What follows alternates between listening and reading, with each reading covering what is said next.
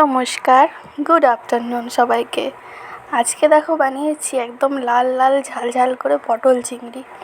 জানি তোমরা সবাই পটল চিংড়ি আমার থেকে অনেক ভালো বানাতে জানো, কিন্তু তাও আমার রেসিপিটা দেখে নাও। সকালবেলাতেই দেখো এত সব বাজার করে নিয়ে এসছে, চিংড়ি মাছ, রুই মাছ, মাংস, মাছের ডিম, এইসব। তো ভাবলাম পটল চিংড়ি বানাই। এদিকে পটলটা নুন হলুদ মাখিয়ে রেখেছিলাম কেটে নিয়ে, তো সেগুলো প্রথমে ভাজতে দিয়ে দিলাম। আর তারপর ভাজা হয়ে গেলে কড়াইয়ে আরও একটুখানি তেল দিয়ে চিংড়ি মাছ কটা নুন হলুদ মাখিয়ে রেখেছিলাম সেগুলোও কিন্তু ভেজে নিলাম। আর এদিকে দেখো কড়াইয়ে তেল দিয়ে একটু গরম মশলা, তেজপাতা, গোটা জিরে এগুলো ফোড়নে দিয়েছি। এগুলো ফোড়ন দিয়ে আলুটা কিন্তু ভেজে নেব একসাথে।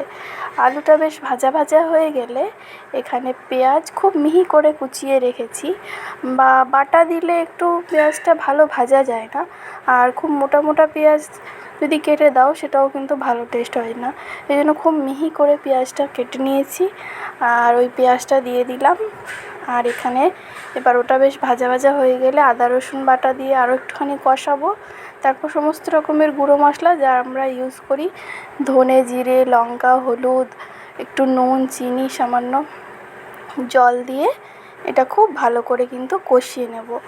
কষানোটাই কিন্তু আসল, মানে একদম তেল তেল বেরোবে, তখন বুঝবে যে কষানোটা হয়ে গেছে। আর এই দেখো এখানে কি সুন্দর মশলার থেকে তেল ছেড়ে এসছে। আর একটুখানি জল দিয়ে আরও একটুখানি কষিয়ে নিয়েছিলাম। এবার যে ভেজে রাখা পটল আর চিংড়িটা ছিল সেটাও কিন্তু এর মধ্যে আমি অ্যাড করে দিলাম। এবারে দেখো বেশ ওটাও কষিয়ে নিয়েছি বেশ ভালো করে। আর এই কষানোর সময়তেই কিন্তু সমস্ত কিছু সেদ্ধ হয়ে যায়। আর এখানে একটু নারকেলের দুধ দিয়ে দিলাম। নারকেলের দুধ বা নারকেলের কোড়া যেটা তোমাদের কাছে থাকবে একটু দিও, টেস্টটা কিন্তু খুব ভালো হবে। চিংড়ি মাছের সাথে নারকেলের কম্বিনেশন কিন্তু খুব ভালো লাগে, তাই একটুখানি চেষ্টা করবে নারকেলের দুধ বা নারকেল কোড়া যেটা বাড়িতে থাকবে সেটাই দিয়ে দেওয়ার। এই সমস্ত কিছু দিয়ে কষিয়ে নিয়ে একটুখানি জল দিয়ে দিলাম। আর ব্যাস, আর কিছু করার নেই। এবারে এটা একটু ফুটে উঠবে, আর ফুটে উঠলেই কিন্তু নামিয়ে নেব।